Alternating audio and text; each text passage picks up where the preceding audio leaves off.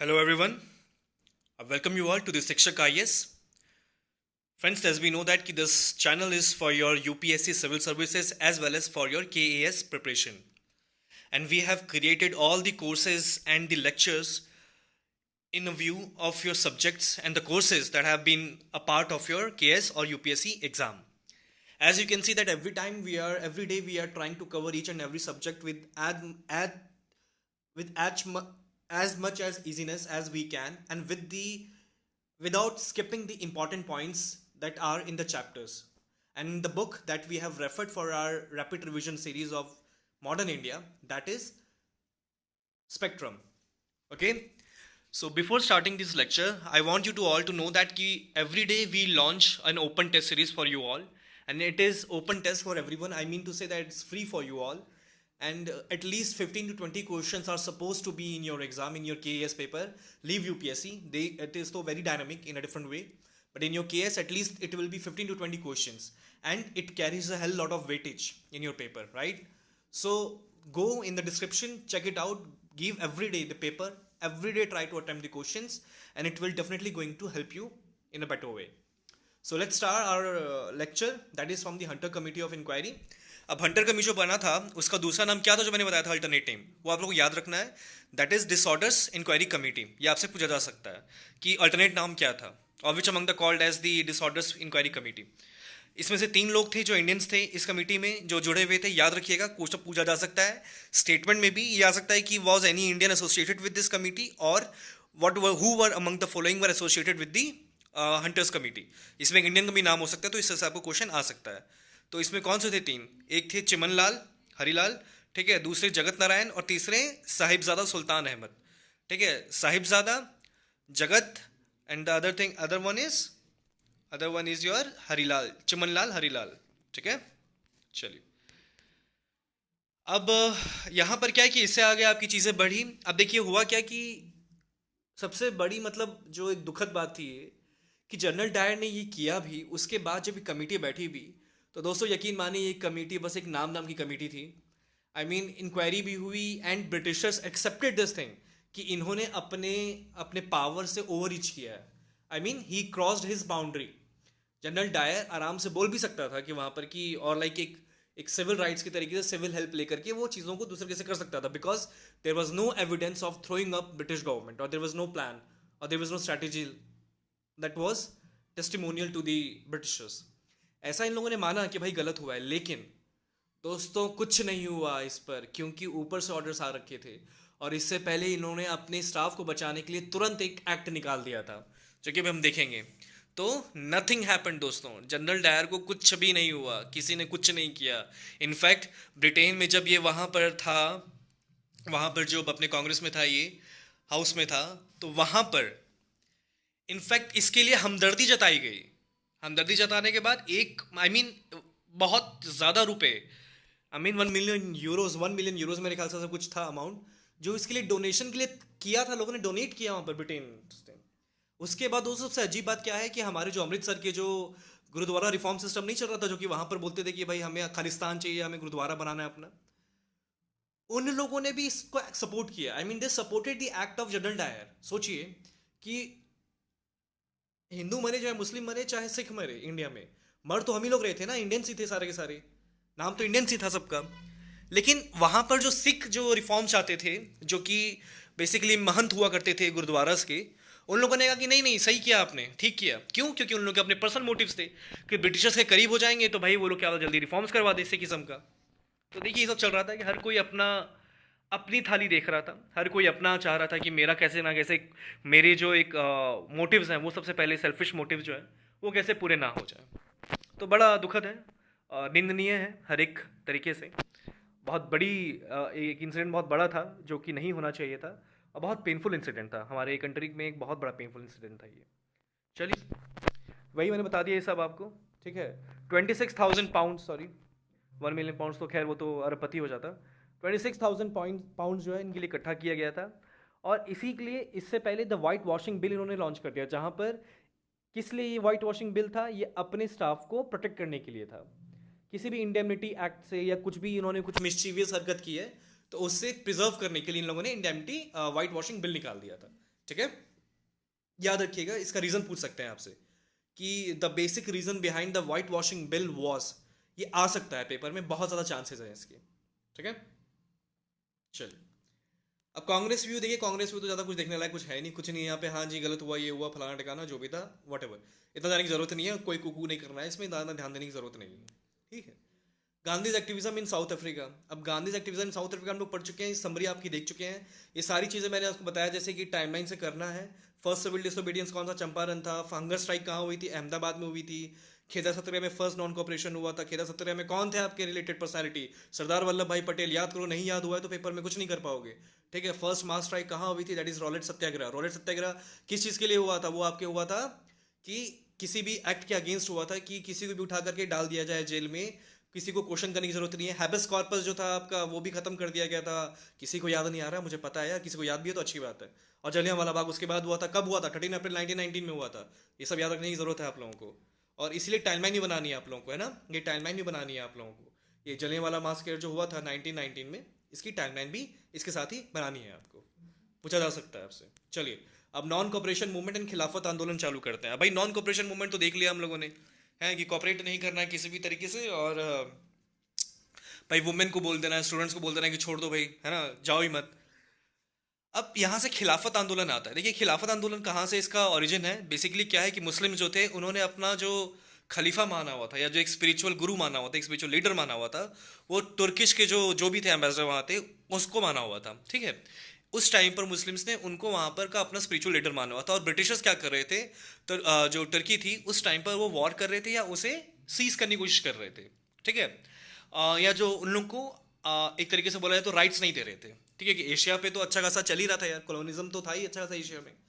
ठीक है, और तो फर्स्ट वर्ल्ड वॉर के टाइम में क्या हुआ था कि बैकग्राउंड क्या थे, रोलेट एक्ट चल रहा था आपका, रोलेट एक्ट आ ही चुका था, लोगों में ऑलरेडी बहुत गुस्सा भरा हुआ था। हंटर कमेटी ने रिजल्ट भी कुछ नहीं दिया और गुस्सा आ गया था लोगों को। मॉन्टेक चर्नफोर्ड्स का डायर की याद करिए। ठीक है, डायर की याद करो आप, 1909 को जो था, इसमें क्या था डायर की में, कि भाई सब्जेक्ट्स को डिवाइड कर दिया था, है ना, रिजर्व्ड और एक था आपका रिजर्व सब्जेक्ट था, और दूसरा आपका कौन सा सब्जेक्ट था मुझे याद नहीं आ रहा है ठीक से अभी। वही था, एक अनरिजर्व और रिजर्व ही था आपका। बेसिकली रिजर्व में तो वही था कि एग्जीक्यूटिव काउंसिल जो गवर्नर है इन दी एंड उसी का राइट चलेगा, और इंपॉर्टेंट सब्जेक्ट जो थे वो आपके रिजर्व में ही थे। ठीक है, लखनऊ पैक्ट हुआ था उस टाइम पर जो चल रहा था, ये सब जो रीजंस थे, ये कहीं कहीं हिंदू मुस्लिम्स को यूनाइट भी कर रहे थे, कहीं कहीं हिंदू मुस्लिम्स को डिवाइड भी कर रहे थे। अब जैसे कि आप लोग देखेंगे कि जब डिवीजन हुआ था बंगाल का 1999 में, एनरोलमेंट हुआ था, या सॉरी पार्टीशन जब हुआ था इंटर सिक्स में, तो बहुत सारे मुस्लिम जैसे लीडर्स भी थे, ठीक है, जो कह रहे थे कि यार ये अच्छा हुआ है, क्योंकि उन्हें चाहिए था मुस्लिम मेजोरिटी एरिया उस तरफ। लेकिन बहुत ऐसे भी थे जो नहीं चाहते थे, जो कि कांग्रेस में थे, and there were some logical people also, rational people were also there, right, but दोनों साइड्स थे हर जगह। तो बड़ा ही गुत्थम गुत्थी चल रही थी एक तरीके से ना, हर जगह क्या चल रहा है क्या नहीं चल रहा है कुछ समझ नहीं आता। एक क्लियर डायरेक्शन नहीं ले पाओगे आप कि यार हिंदू मुस्लिम की यूनिटी यहाँ थी नहीं थी, हिंदू कुछ और चाहता था, मुस्लिम कुछ और चाहता था, यूनिटी नाम की कोई चीज़ नहीं थी, इंटीग्रेटेड कोई वर्जन चल ही नहीं रहा था इन लोगों का, सब अपना ही देख रहे थे। ठीक, और यहीं पर गांधी जी भी आए बैठे हुए थे, वो कह रहे थे कि यार बताओ क्या चल रहा है यहाँ पर, हाँ इन लोगों को अपनी पड़ी है, और यहाँ पर कंट्री कैसे ऐसी हो रही है ना। तो अब खिलाफत इशू है। ठीक है, अब खिलाफत इशू क्या हुआ था, मैंने जैसे बताया आपको कि sultan of Turkey as spiritual leader, खिलाफा बता दिया। ठीक है, अब इन लोगों ने तुर्की पे किया भाई, अपना एटीट्यूड दिखाया, अगेंस्ट कर दिया, खलीफा को रिमूव पावर से कर दिया। अब इन लोगों को गुस्सा आया कि भाई ऑब्वियसली इनके स्पिरिचुअल गुरु में पावर से निकाल दिया, तो मुस्लिम्स क्या थे, बड़े गुस्से में आ गए थे अगेंस्ट।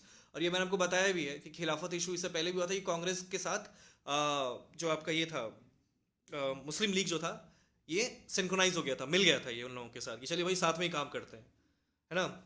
तो खिलाफत कमेटी किसके अंदर बनी थी, अब ये कमेटी जो बनी थी बेसिकली रॉन्ग्स को ब्रिटिशर्स के अगेंस्ट बनी थी, जो उन्होंने खिलाफत का जो एक इशू, मेन मुद्दा इन लोगों का खिलाफत इशू था।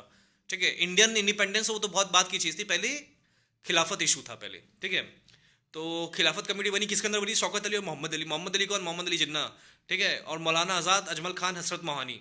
ये याद रखना है आपको, खिलाफत कमेटी के मेंबर्स कौन से थे, ये नाम पूछा जा सकता है आपको, और खासकर केएस एग्जाम में पूछा जा सकता है। ठीक है, बाद में ये हुआ कि भाई गांधी जी रिस्पेक्टेड पर्सन थे, ज़्यादा कोई बदतमीजी कर नहीं सकता था इनके साथ, और करता भी तो यार बंदा शरीफ आदमी था, नॉन वायलेंट था, उनका रिप्लाई करने का तरीका ही अलग था, एजुकेटेड आदमी था, इसलिए एजुकेशन बहुत मैटर करता है आपके लिए कहीं कहीं।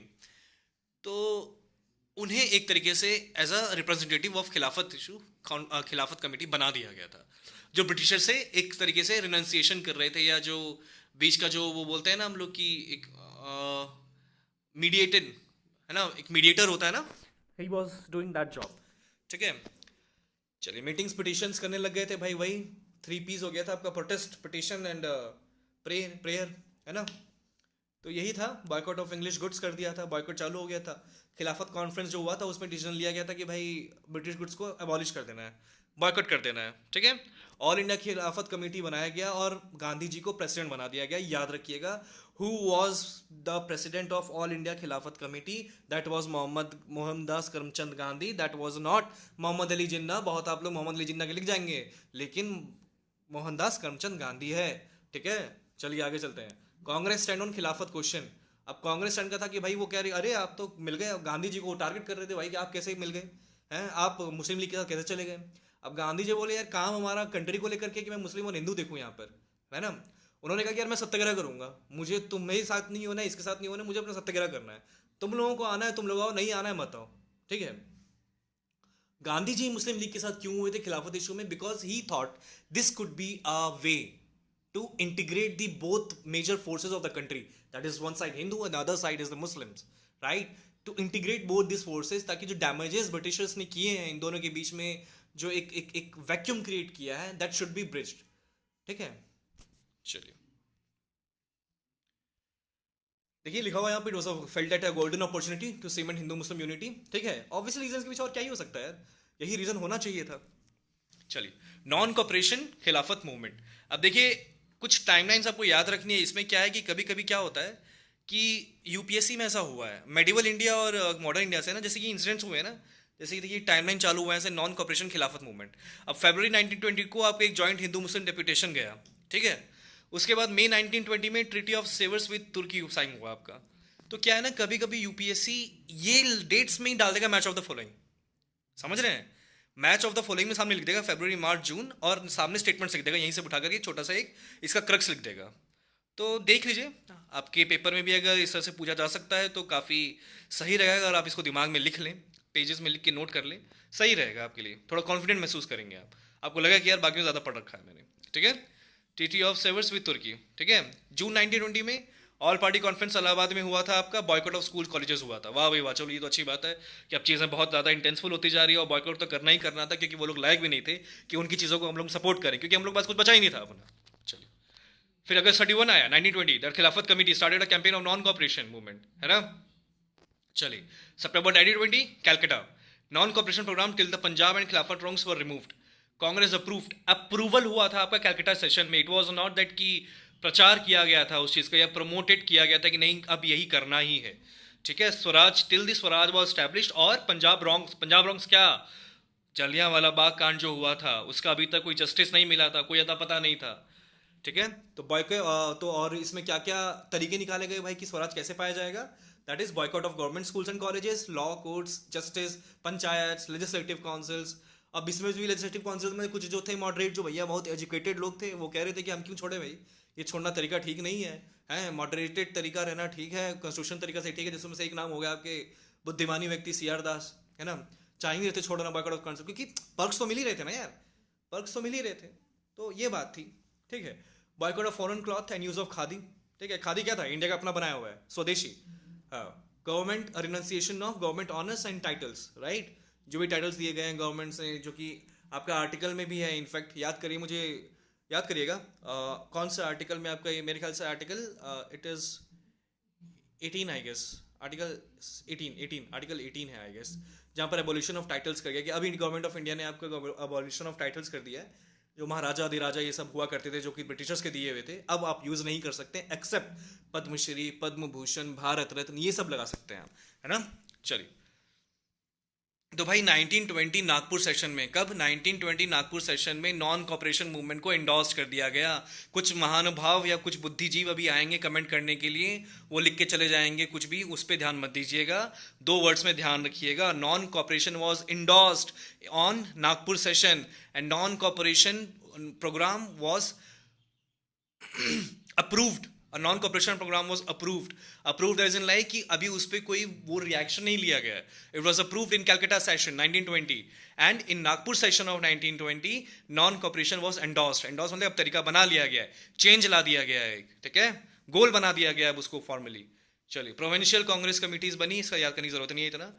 गांधी जी को ये लगता था कि भाई नॉन कॉपरेशन प्रोग्राम को अगर तरीके से चलाया जाए, ठीक है, अगर तरीके से इंप्लीमेंट कर दिया जाए, लोग अगर सही तरीके से एक डायरेक्शन में चलें, दिशाहीन ना हो, तो भाई 1 साल में आज़ादी मिल जाएगी. ठीक है. इसी बीच में कुछ जो बड़े ही कंट्री से प्यार करने लोग थे, जैसे लाइक सुरेंद्रनाथ बनर्जी, इन्होंने इंडियन नेशनल लिबरल फेडरेशन बनाया. क्वेश्चन आपसे पूछा जा सकता है कि who founded Indian National Liberal Federation, that is Indian National Liberal Federation by Surendranath Banerjee. 4 बार याद रखिए इसको. Surendranath Banerjee, Indian National Liberal Federation. Surendranath Banerjee, Indian National Liberal Federation. ठीक है. चलिए, अब भाई स्प्रेड ऑफ द मूवमेंट भाई होना ही था.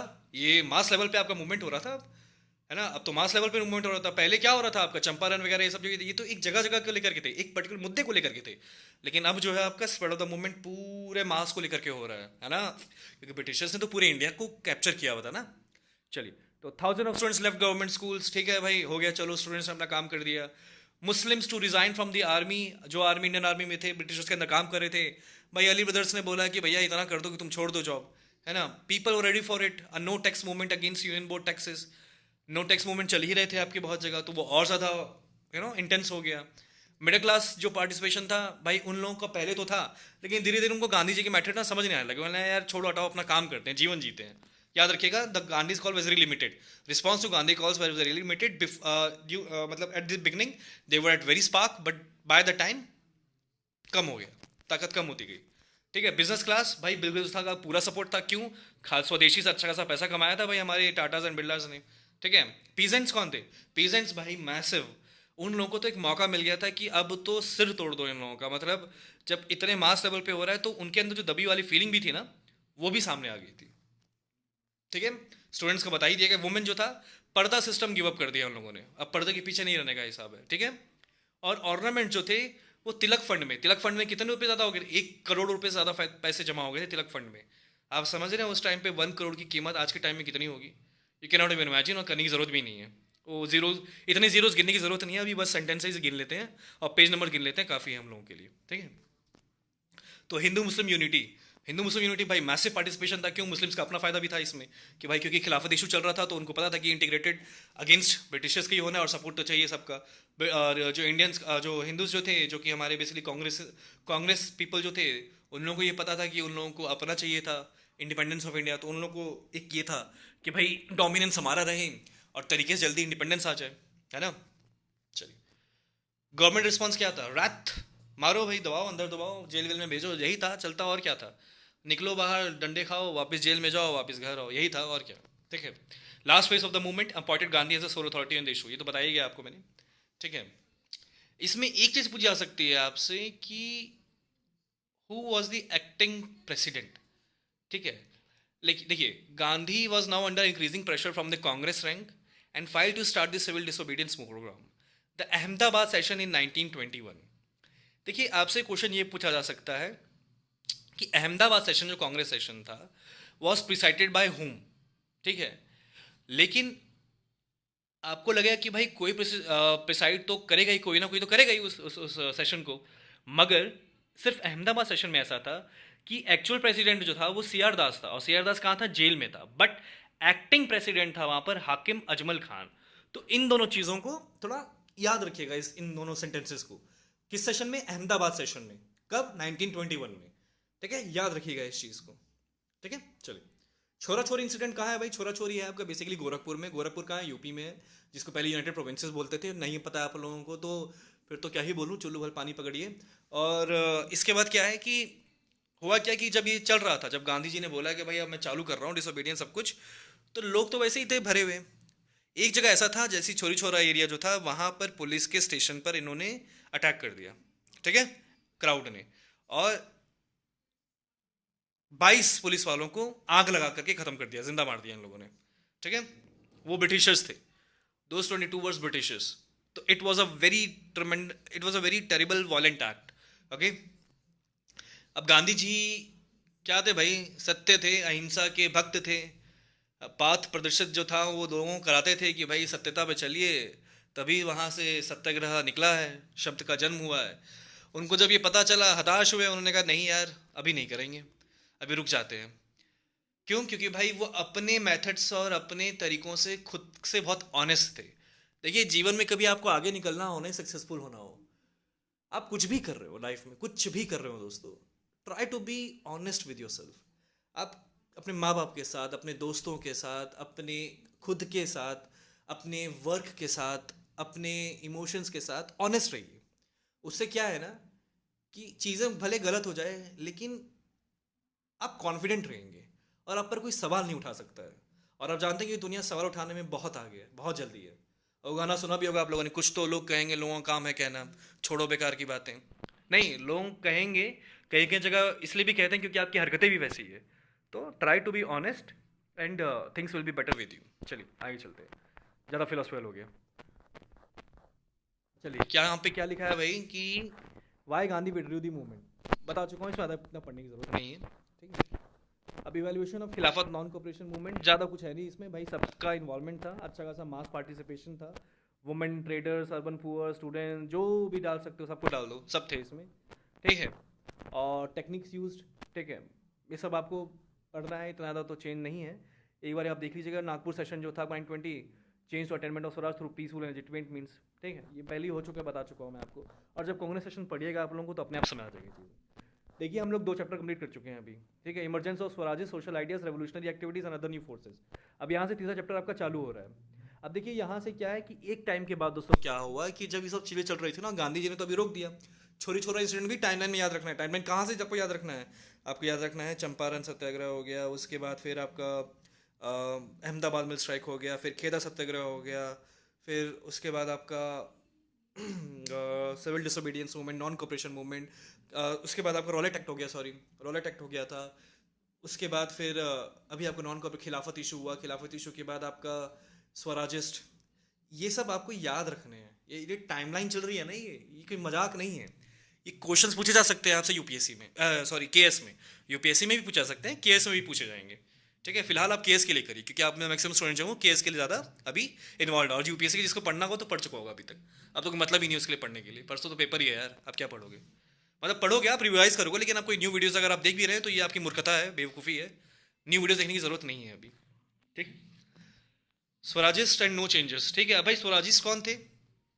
स्वराजिस्ट वो थे जो कांग्रेस सेशन में जिन्होंने स्वराज को बोला था is the goal of the Congress, है ना, मतलब मॉडरेट्स। नो चेंजर्स कौन है? नो चेंजर्स वो हैं जो चाहते थे कि नहीं भाई लेजिस्लेटिव काउंसिल्स का बॉयकट तो रह ही रहे, हम नहीं चाहते कि आप दोबारा आपकी री एंट्री हो लेजिस्लेटिव काउंसिल्स में। We do not want, we want कि जैसे चीज़ें चल रही है चलने दो, आपको कॉन्स्टिट्यूशनल बेस में घुसने की जरूरत नहीं है। अब यहाँ पर क्लैशेस चालू हो जाते हैं दोबारा से एक्सट्रीमिस्ट और दोबारा से मॉडरेट्स में। लेकिन गांधी जी तो थे ही, तो भाई थोड़ा सा रिस्पेक्टफुल तो रहना ही है, बदतमीजी तो इतनी ज़्यादा कर नहीं सकते हैं। तो इस बीच में आपके यहाँ से सोशलिस्ट आइडियाज़ आए दोस्तों। अब सोशलिस्ट आइडियाज़ का जन्म कहाँ से होने लगा? रशियन रेवोल्यूशन, फ्रेंच रेवोल्यूशन, है ना। और कौन कौन लोग यहाँ पे आने लग गए थे अब रोल में, अब सीन में? भगत सिंह, चंद्रशेखर सिंह आज़ाद, बाकी के जो आपके चापेकर ब्रदर्स, ये सब जो अब रेवोल्यूशनरी एक्टिविटीज़ वाले हैं, राजगुरु, है ना, ये सब अब आने लग गए थे। अब इन लोगों ने ना नौजवान से सभा, ये सब अब यंग आने लग गया था। जवाहरलाल नेहरू आ गया था। This was the era of Jawaharlal Nehru when he, Subhash Chandra Bose, ठीक है, ये सब नाम है, सुभाष चंद्र बोस, जवाहरलाल नेहरू, ये सब लोगों के नाम अब एरा चालू हो चुके हैं यहाँ से, कि कैसे अब इन लोगों ने चीज़ों को एक स्टेप ऊपर ले गए ये लोग, ठीक है। तो ये लोग नेक्स्ट चैप्टर में करने वाले हैं। और देखिए अगर आप लोगों को इतनी जल्दी नहीं सर कंप्लीट कर दीजिए, कंप्लीट तो मैं करूँगा, बिल्कुल करूँगा, सांस बिना लिए मैं कंप्लीट करूँगा, तभी सांस लूँगा मैं। लेकिन आप ये मान के चलिए कि 23 लेक्चर्स तो लग जाएंगे दोस्तों, क्योंकि मैंने देखा है 23-24 लेक्चर्स लगेंगे अगर आप क्विट इंडिया मूवमेंट तक जाएंगे। और उससे पहले छोड़ना बेवकूफ़ी हो, क्योंकि फैक्चुअल आपका यहीं से ज़्यादा उठता है क्वेश्चंस, ठीक है। तो 23-24 लेक्चर्स तक होंगे, मतलब मान के चलिए कि मैक्सिमम 6 तक, 5th या 6th तक आपका सब कुछ कंप्लीट हो जाएगा modern India. And I guess you guys can spare me this much of time, right. चलिए तब तक के लिए ख्याल रखिए अपना, और पढ़ते रहिए, हंसते रहिए, मुस्कुराते रहिए, और कल फिर मिलते हैं दोबारा। तब तक के लिए शुक्रिया, शबा खैर।